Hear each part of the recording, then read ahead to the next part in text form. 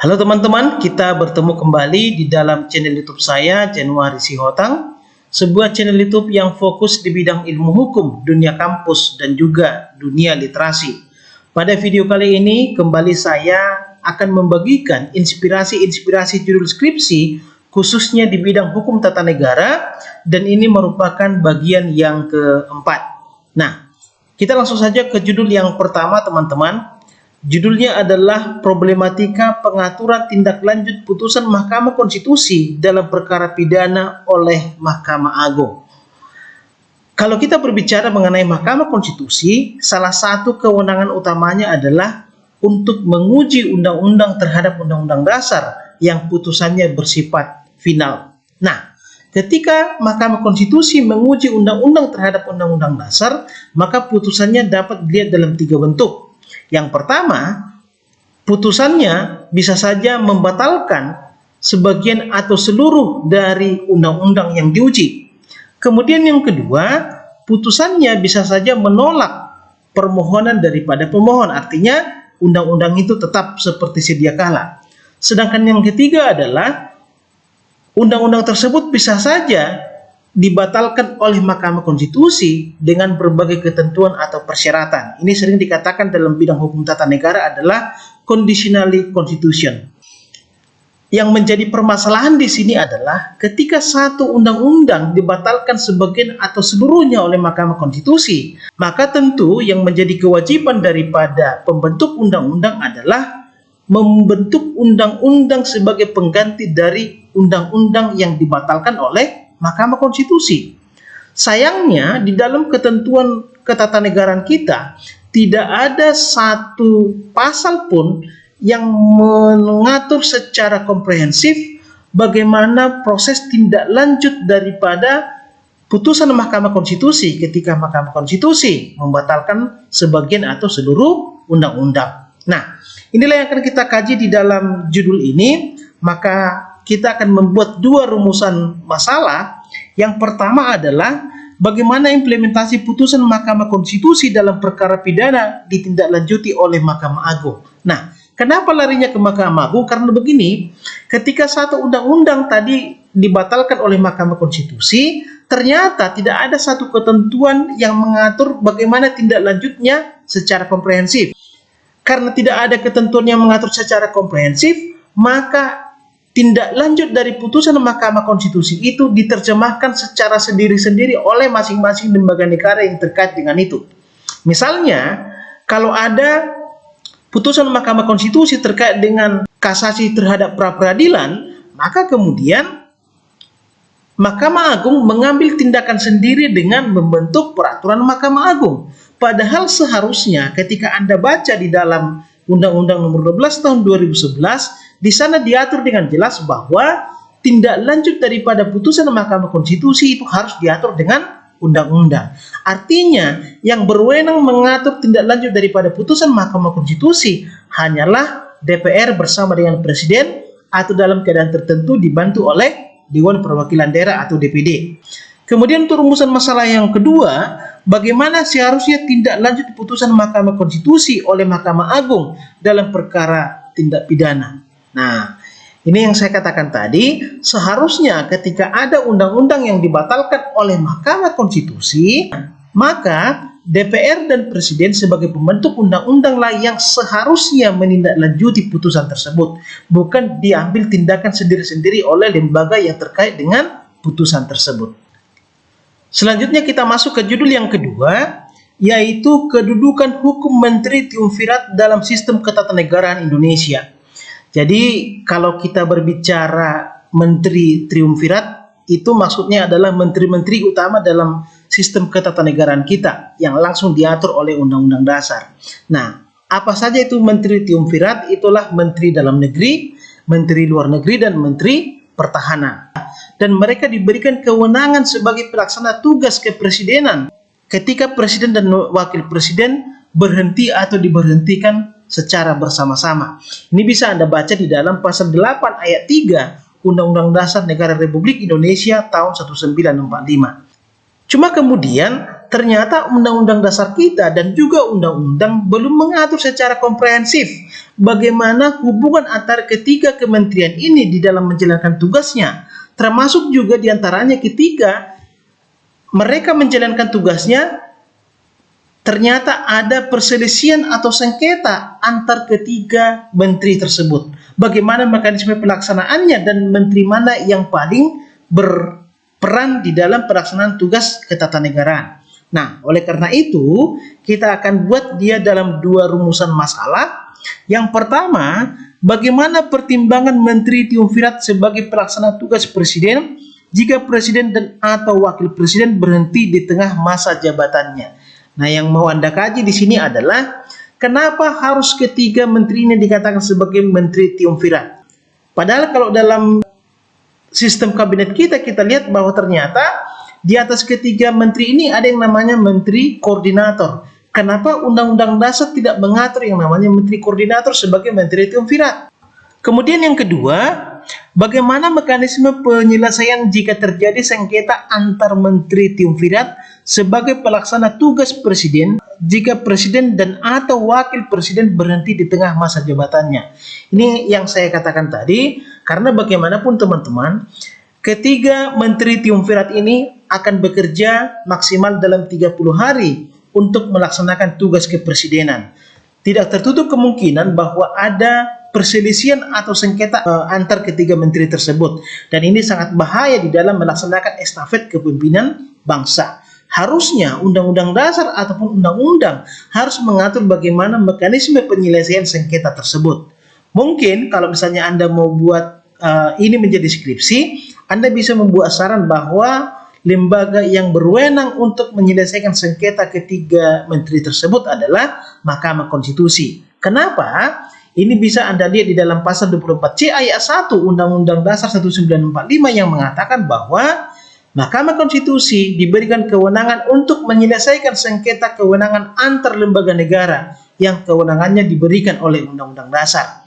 Kita lihat menurut pasal 8 ayat 3 Undang-Undang Dasar 1945 bahwa Menteri Dalam Negeri, Menteri Luar Negeri, dan Menteri Pertahanan kewenangannya diberikan oleh Undang-Undang Dasar 1945 untuk melaksanakan tugas presiden ketika presiden dan wakil presiden berhenti atau diberhentikan secara bersama-sama di tengah masa jabatannya. Kita masuk ke judul yang ketiga, yaitu analisis yuridis terhadap kewenangan pemerintah daerah dalam menjalin kerjasama internasional menurut perspektif Negara Kesatuan Republik Indonesia. Nah, teman-teman, ketika Anda mempelajari mengenai bentuk negara, yaitu bentuk negara kesatuan dan negara federal, perbedaan utamanya adalah bahwa dalam negara kesatuan, kedaulatan itu hanya ada di pemerintah pusat. Sedangkan dalam negara federal, kedaulatan itu ada di negara federal maupun di negara bagian.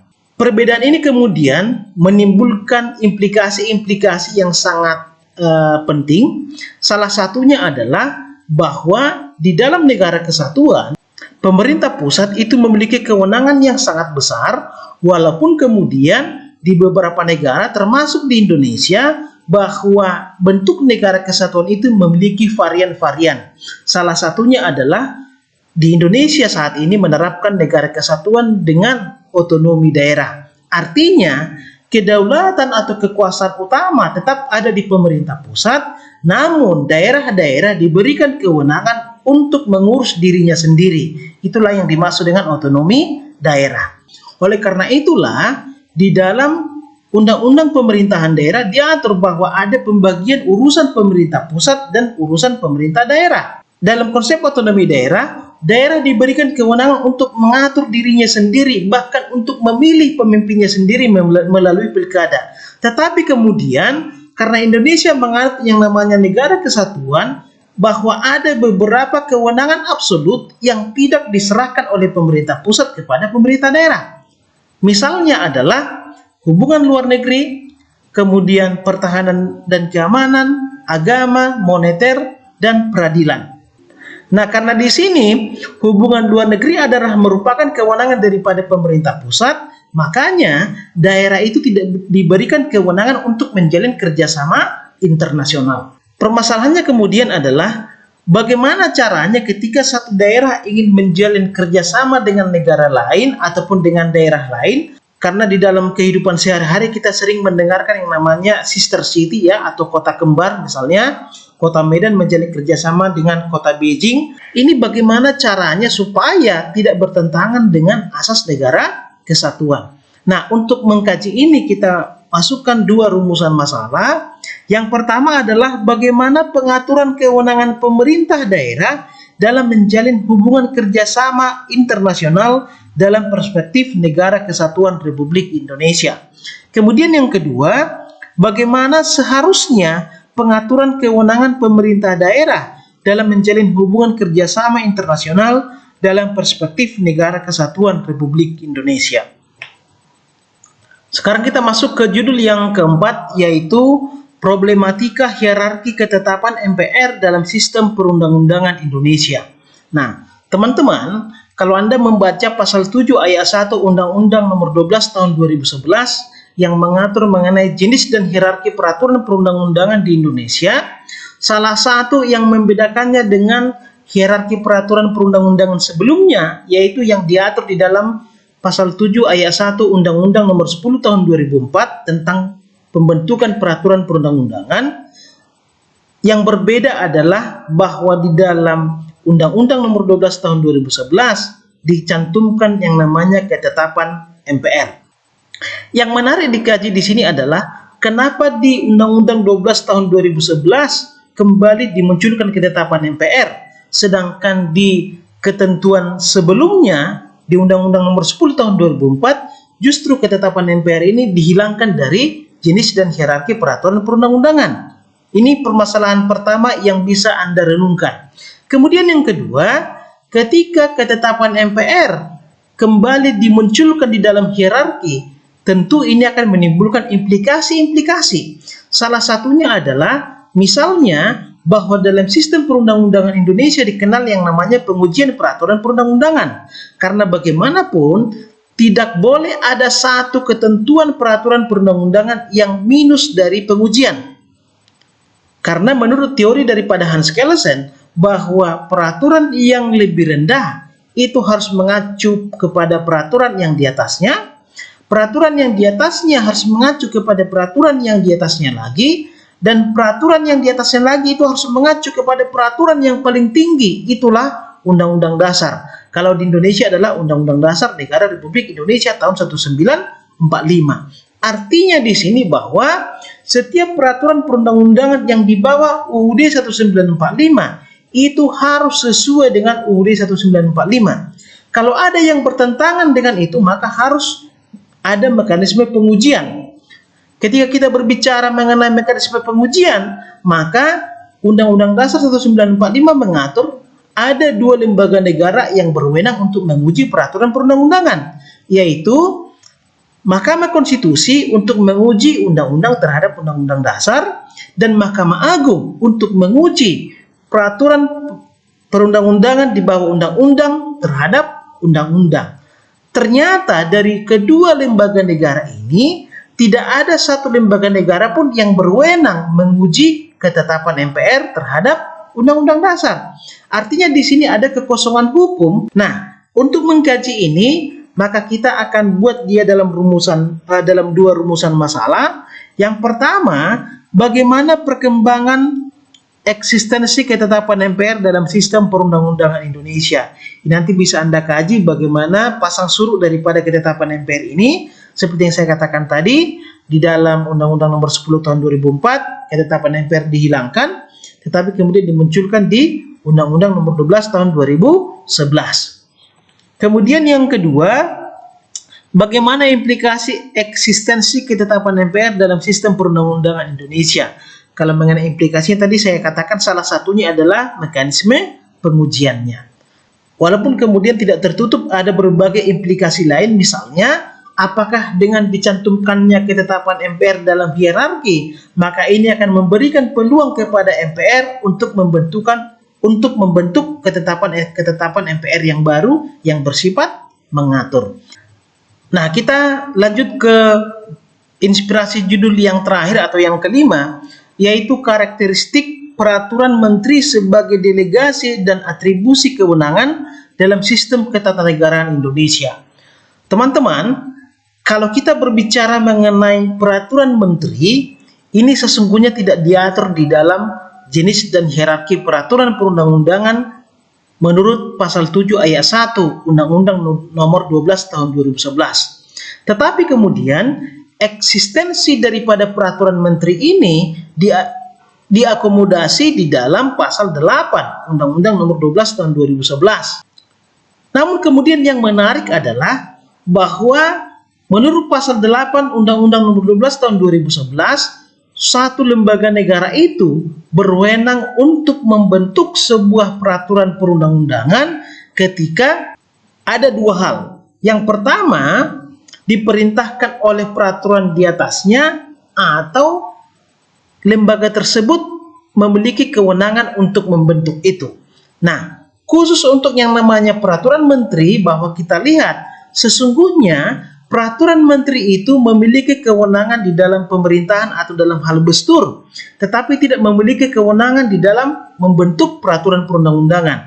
Artinya di sini bahwa peraturan menteri itu hanya bisa dibentuk berdasarkan delegasi, namun pada faktanya sekarang bahwa peraturan menteri itu bisa dibentuk baik itu melalui atribusi maupun melalui delegasi kewenangan. Nah, untuk mengkaji ini, Anda bisa membuat dua rumusan masalah. Yang pertama, bagaimana kedudukan peraturan menteri dalam sistem perundang-undangan Indonesia? Ini sudah saya jelaskan tadi secara singkat. Kemudian yang kedua, bagaimana karakteristik peraturan menteri yang lahir dari atribusi dan delegasi kewenangan dalam sistem ketatanegaraan Indonesia. Nah, saya katakan tadi, idealnya bahwa peraturan menteri itu hanya bisa dibentuk melalui delegasi. Tetapi pada faktanya di Indonesia saat ini bahwa peraturan menteri itu bisa dibentuk karena atribusi maupun karena delegasi. Nah, tugas Anda adalah di dalam rumusan masalah ini, Anda harus bisa mengkaji bagaimana perbedaan karakteristik antara peraturan menteri yang dibentuk berdasarkan delegasi dan yang dibentuk berdasarkan atribusi. Oke teman-teman, saya rasa demikian dulu untuk judul-judul skripsi di bidang hukum tata negara. Semoga video ini bermanfaat dan kita bertemu di video-video selanjutnya. Terima kasih.